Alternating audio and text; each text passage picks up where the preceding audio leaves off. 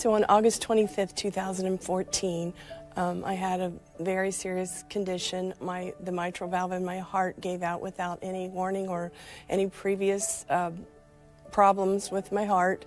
And I was taken to an emergency room and then sent to another hospital.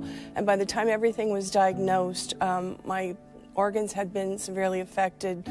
Things were backing up in my body. It was affecting my lungs, kidneys, heart, all my major organs. And by the time they got me to emergency surgery, I was no longer breathing on my own. The doctors had asked my husband to call the family, and they considered it, very serious.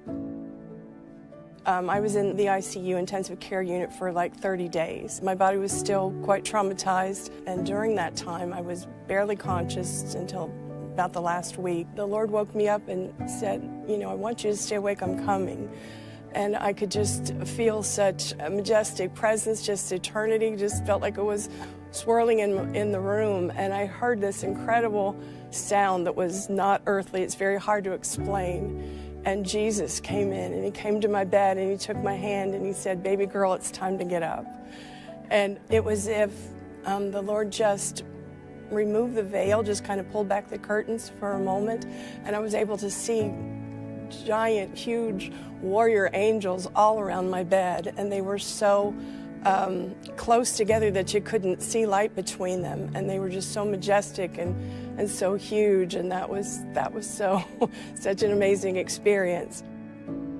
To be in his presence is just, you're fully known yet fully loved.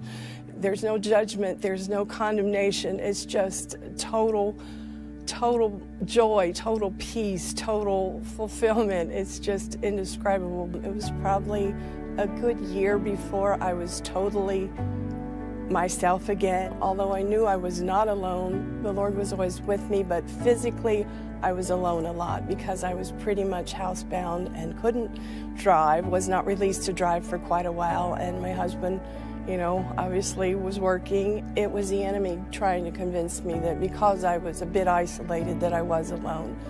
But part of the lifeline in that time were a few of the small groups that I was involved in here at Faith Life Church. They were literally a lifeline to me some days, just knowing that in a few days I was going to go and connect with brothers and sisters, and I'm so thankful for it. And here I sit today, healed and whole and well, and just so thankful and so blessed. Just know that he's got you, and that the spirit world is so very real, and the veil is so thin.